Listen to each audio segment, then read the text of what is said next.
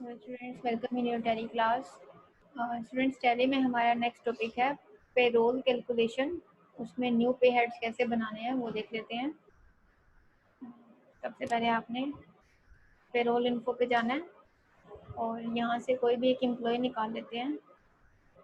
Tally detail and define. अब यहाँ से कोई सा भी एक एम्प्लॉय लिया, जैसे कि मीनाक्षी है। अब इसकी जून की सैलरी डिटेल हमने डाली हुई है, एक और मंथ की डाल लेते हैं। मैं पहले ऑल्ट F3 और ऑल्टर करके कंपनी का फाइनेंशियल ईयर चेक कर लेती हूँ, 1 अप्रैल 20, और ऑल्ट F2 से भी देखा 1 अप्रैल 20 टू 31 मार्च 21। तो payroll info, then salary detail, then define, then इनमें से कोई सा भी एक लिया। अभी जैसे जून है तो नेक्स्ट मंथ इसको जुलाई ले लेते हैं। तो अगर आप इसको प्रीवियस डाटा ही देना चाहते हैं तो कॉपी फ्रॉम प्रीवियस वैल्यू, नया बना लेते हैं इसमें अगर उसको लोन लेना है या एडवांस लेना है कंपनी से। लोन एंड एडवांसेस, इसको किसके अंदर बनाना है, अर्निंग फॉर एम्प्लॉय के अंदर। यहाँ से वेरिएबल और यहाँ से इनडायरेक्ट एक्सपेंस, इधर से loan and advance, calculation type में फ्लैट रेट एंड यहाँ पे months. Loan, flat rate and months. अभी सपोज कंपनी की तरफ से उनको लोन जा रहा है 50,000 का पर मंथ।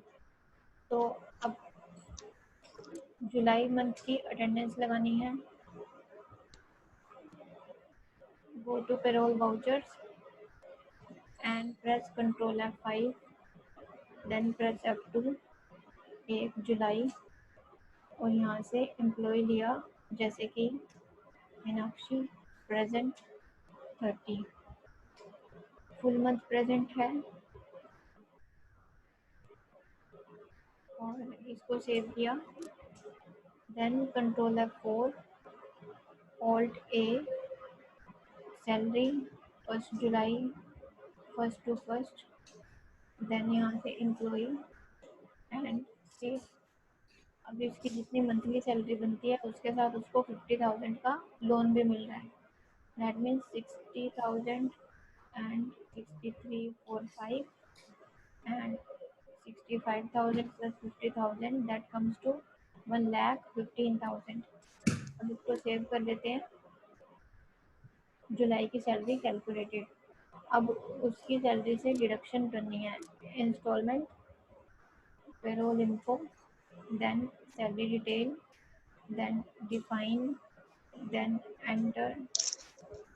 अभी next month August, copy from previous value में ये लिया यहाँ से।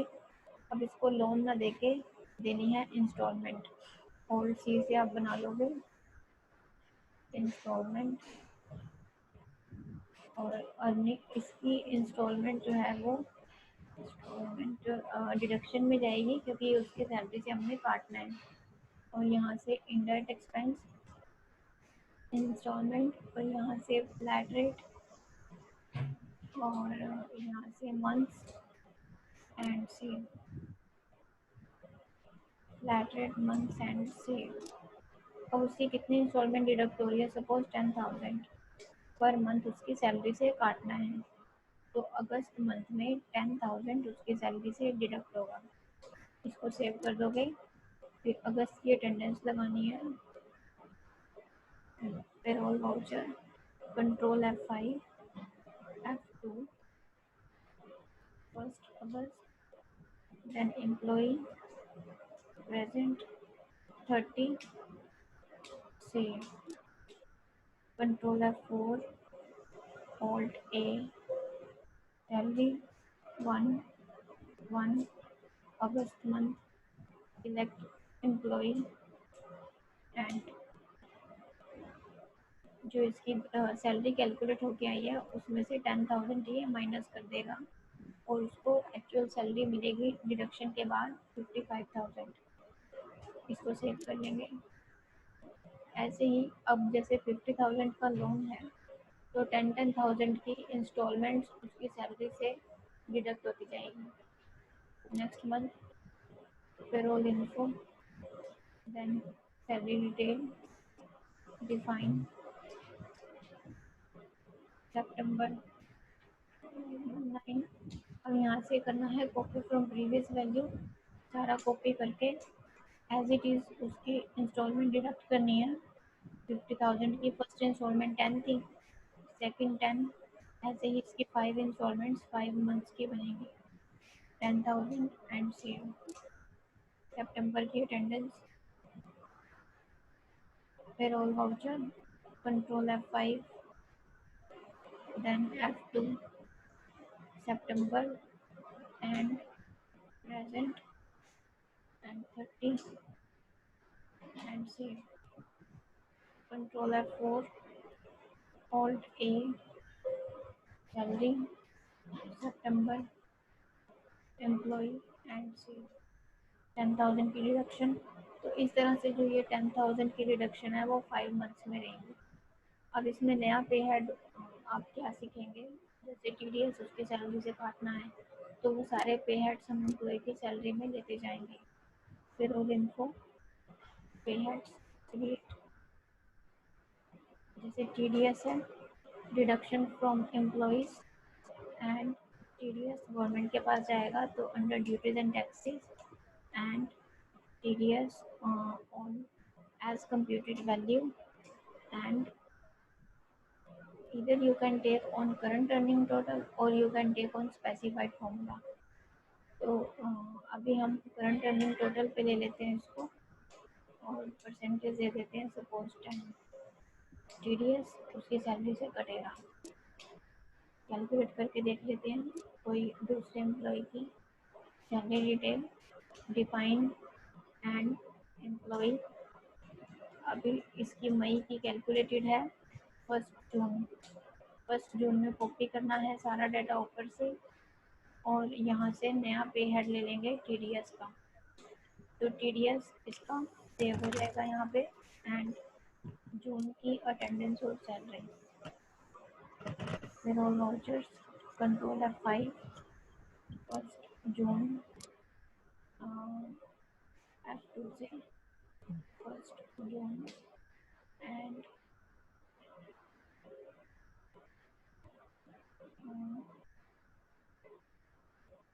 एम्प्लॉय नेम एंड प्रेजेंट, इस बार 30 and control F4, alt A, salary 1। तो इसकी सैलरी से 10% का जो TDS है वो लेस हो जाएगा। अब इसकी बाकी के आइटम्स इसमें ऐड तो कर रहा है ये, बट ये प्रॉपर नहीं आ रहा। लेट्स चेक जून का payroll info and salary detail, then define Puja की जून की 30,000 एंड अलाउंसेस एंड जून की अटेंडेंस, डिस्प्ले डेट,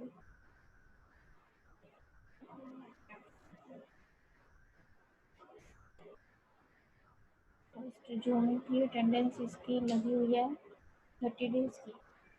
तो जून की ही आप इसकी सैलरी कैलकुलेट कर दोगे, alt A, control F4, alt A, 16216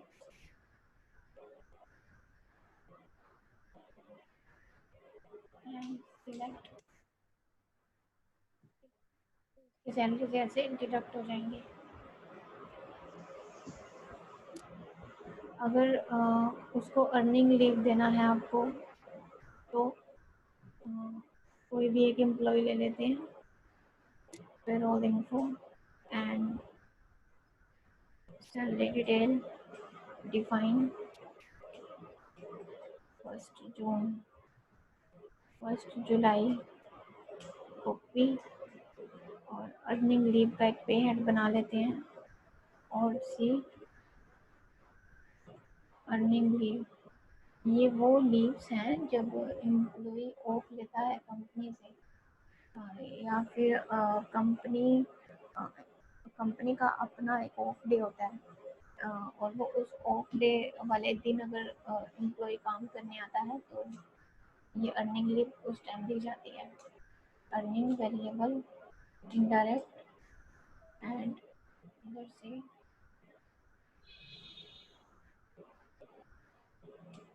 on production and earning leave per day के अकॉर्डिंग। अब लीव कितने रुपीज़ पर डे है? 600 रुपीज़ पर डे।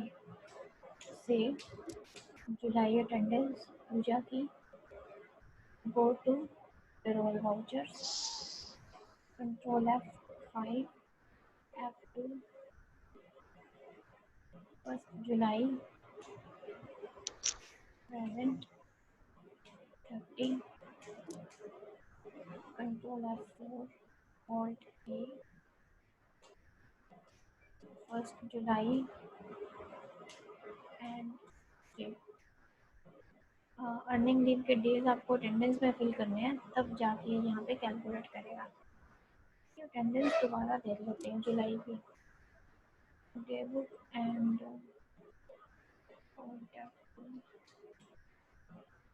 जुलाई, इसको अर्निंग लीव आपने देनी है। यहाँ से अर्निंग लीव, सपोज उसने 3 डेज काम किया वर्किंग के अलावा ऑफ डे पे, तो अब इसको 3 डेज की एक्स्ट्रा मिलेगी।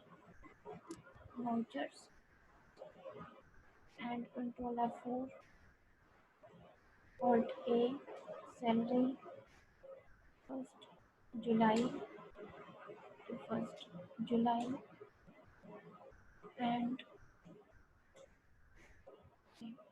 तो ये आ गई उसकी 3 डेज 600 पर डे के अकॉर्डिंग 1800।